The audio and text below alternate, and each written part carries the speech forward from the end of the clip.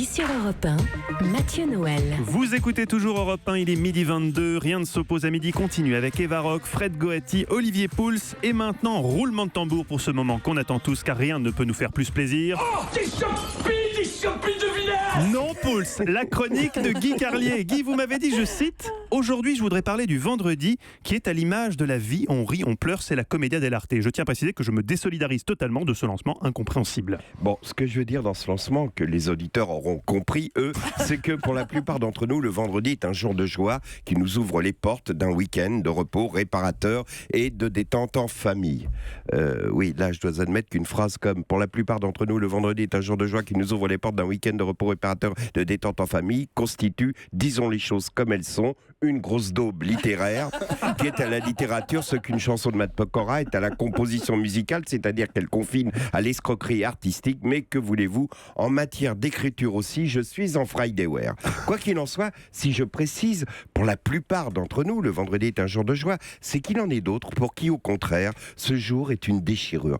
Ce sont ceux qui, sur leur lieu de travail, ont noué une complicité, une connivence, une intimité avec une personne du sexe opposé. Ce n'est pas vraiment une histoire d'amour, ou alors c'est de l'amour à blanc, une belle histoire condamnée à rester platonique parce qu'elle est trop romantique pour finir en plan cul dans un hôtel Ibis à la pause déjeuner. Je suis sûr que vous en connaissez des comme ça, qui, comme disait Brel, ont décidé de ne rien se promettre, mais qui, le vendredi, en fin d'après-midi, au moment où leurs collègues se séparent dans l'allégresse, retardent le plus possible le moment de se quitter et finissent par le faire comme un regret, parce que pour eux, le week-end qui s'annonce est un calvaire. 2 jours d'obscurité pendant lesquels ils ne verront pas la lumière de l'autre.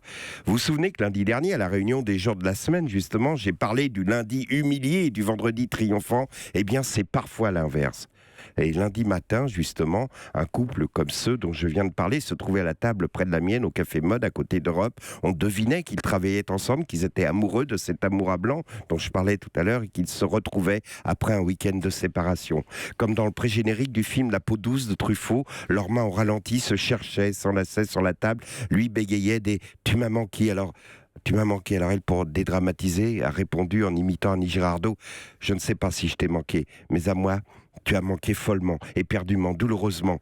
Et ton amour me fait penser que peut-être, je dis bien peut-être, je ne suis pas tout à fait morte. » Voilà, j'aurais pu terminer cette chronique comme ça aurait été très romantique, mais à la réflexion, c'est quand même un peu facile, parce que j'aurais pu également vous raconter la souffrance de l'épouse pendant le week-end, parce que les femmes se rendent toujours compte quand les hommes sont absents. Et c'est terrible, parce que dans cette histoire, l'épouse a le mauvais rôle. Elle ne peut pas être dans le romantisme.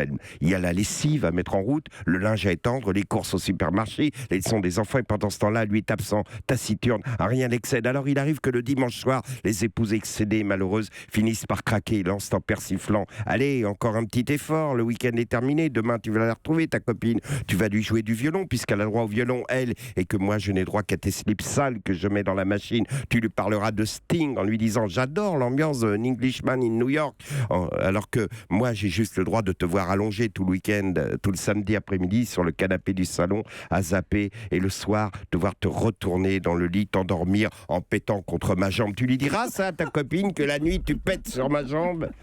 Voilà, je ne suis pas sûr de vous avoir démontré que le vendredi est un jour de joie qui nous ouvre les portes d'un week-end de repos réparateur et de détente en famille.